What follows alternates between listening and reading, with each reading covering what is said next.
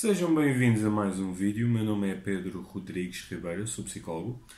E neste primeiro vídeo desta série de modelos integrativos em psicoterapia, eu gostaria de vos apresentar o modelo que por muitos foi considerado o primeiro modelo integrativo que surgiu, que é a terapia cognitivo-comportamental, ou TCC, como ela poderá ser mais conhecida. Bom,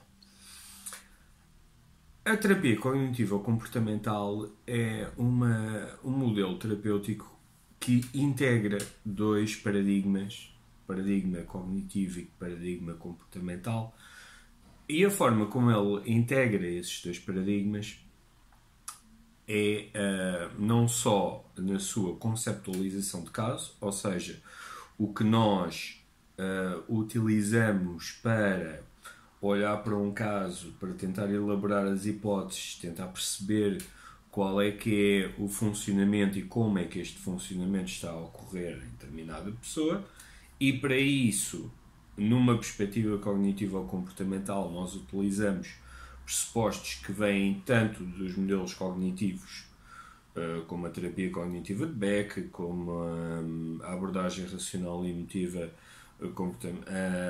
cognitiva de Ellis, como outros modelos de esquemas emocionais, como por exemplo o Robert Leary, vários modelos cognitivos. Nós utilizamos esses pressupostos na conceptualização de caso, assim como outros pressupostos que vieram da perspectiva comportamental, como a questão de haver determinados estímulos ou determinados gatilhos que em determinadas situações elaboram respostas,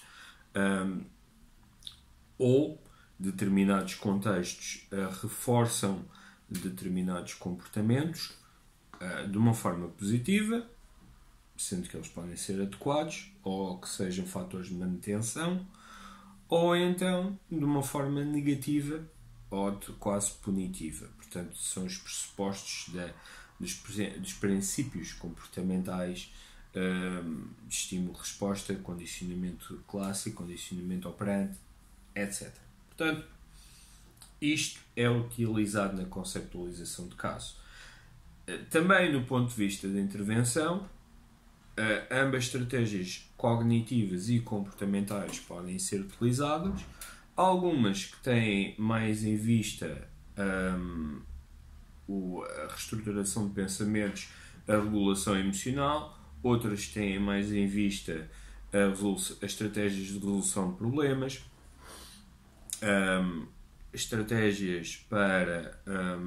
estratégias mais comportamentais. Alguns exemplos de estratégias de reestruturação de pensamentos, por exemplo, será a reestruturação cognitiva. Alguns exemplos de regulação emocional poderá ser trabalho mais experiencial, focado nas emoções, como trabalho de cadeiras, como a cadeira vazia, a tarefa de 2 cadeiras, abordagens de roleplay, treino de assertividade, algumas estratégias comportamentais podem passar pelo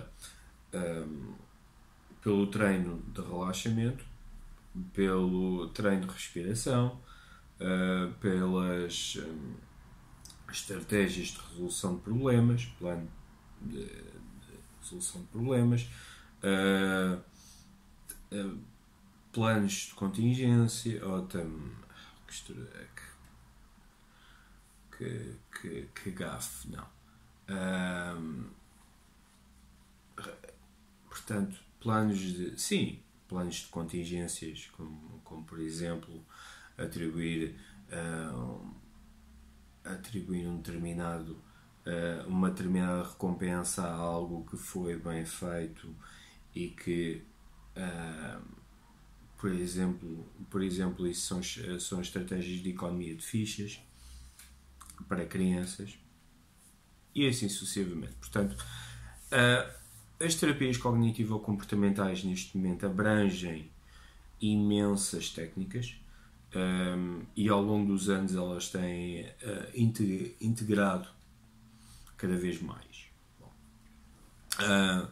Os modelos cognitivo-comportamentais são modelos, ou a terapia cognitivo-comportamental, melhor dizendo, é uma terapia de duração breve a moderada, O objetivo da terapia cognitivo-comportamental versus outros modelos como a psicanálise ou a psicoterapia psicodinâmica é ser uma intervenção mais breve.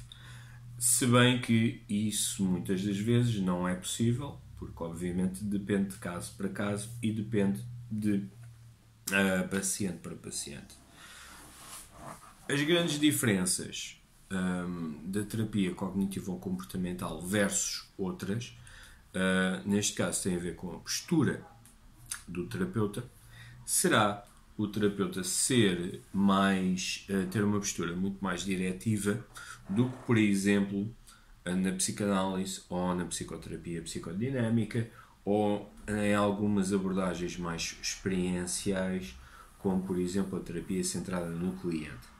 Aqui o terapeuta cognitivo-comportamental é muito mais diretivo, de um ponto de vista sempre de estruturação da relação terapêutica, de um ponto de vista empático.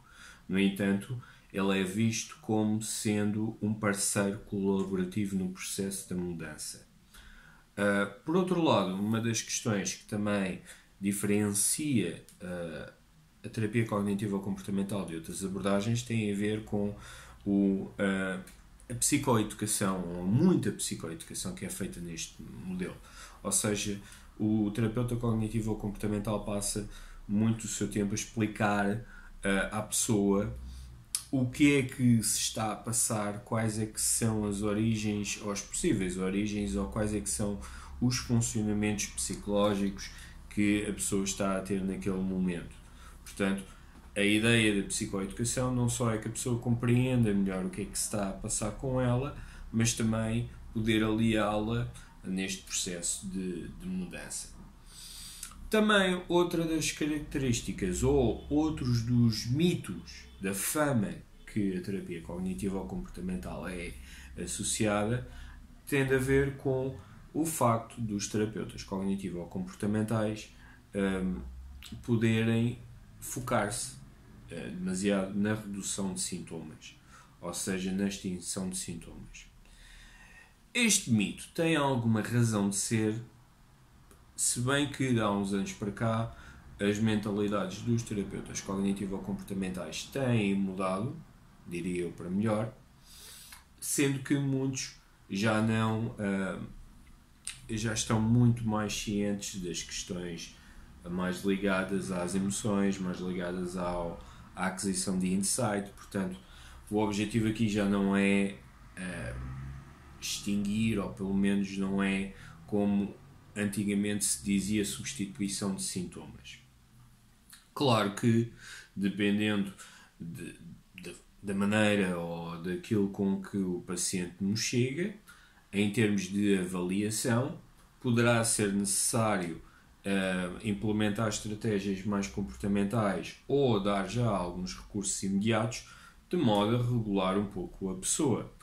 Imaginemos, por exemplo, alguém que vem com um quadro de ansiedade muito intenso ou com possíveis ataques de pânico, e aí nós podemos dar algumas estratégias comportamentais de modo a que a pessoa consiga regular fisicamente a sua ansiedade, o que também nos possibilita depois ter um bom plano suave para começar a trabalhar mais a fundo outras questões com a pessoa. Uma das características também que diferencia a terapia cognitivo-comportamental de outros modelos tende a ser a sua eficácia comprovada ao longo dos anos através de investigação sistemática. Ora, o meu objetivo aqui não é entrar nesta discussão de será que isto é mesmo assim, será que toda essa investigação é válida, patati patatá, porque tem havido imensa discussão e imensa discórdia relativamente à posição da terapia cognitivo-comportamental como sendo sempre o modelo mais eficaz para quase todas as perturbações, mas o que é um facto é que a terapia cognitivo-comportamental tem-se demonstrado ser quase um padrão, uma linha de comparação com outros modelos, sendo isso justo ou não, mas é algo que caracteriza a terapia cognitivo-comportamental. Tal como outros modelos de terapia, a terapia cognitivo-comportamental também sofreu muitas evoluções ao longo dos anos, inclusivamente teve aquilo que foram chamadas as abordagens de terceira geração, etc. Portanto, cada vez que a terapia cognitivo-comportamental ia assimilando ou integrando outros conceitos e outras abordagens, ela sofria modificações. Algumas dessas modificações vieram a gerar também outros modelos independentes, alguns dos quais nós iremos falar em outros vídeos. Outras perspectivas tendem a ver com a assimilação de alguns conceitos provenientes do Oriente ou de questões mais filosóficas, como a aceitação, como o compromisso, como maior foco da compaixão, etc. E claro que uma das grandes assimilações, ou pelo menos mais populares, tem sido o mindfulness. Portanto, terapia cognitivo-comportamental, ela própria tem sido também muito conhecida por integrar o mindfulness mais do que talvez alguns outros modelos. De uma maneira geral, esta é a terapia cognitivo-comportamental. Portanto, é um dos modelos mais utilizados e mais populares, quer em termos de europeus, quer em termos mundiais. Espero que esta breve introdução vos tenha sido útil. O próximo vídeo irá centrar-se num modelo que acabou por derivar da terapia cognitiva, um modelo ele próprio também bastante integrativo, que é a terapia de esquemas. Se vocês gostaram deste vídeo, partilhem, subscrevam o canal, participem. Quanto a mim, desejo-vos tudo de bom, fiquem bem, tenham cuidado e até uma próxima.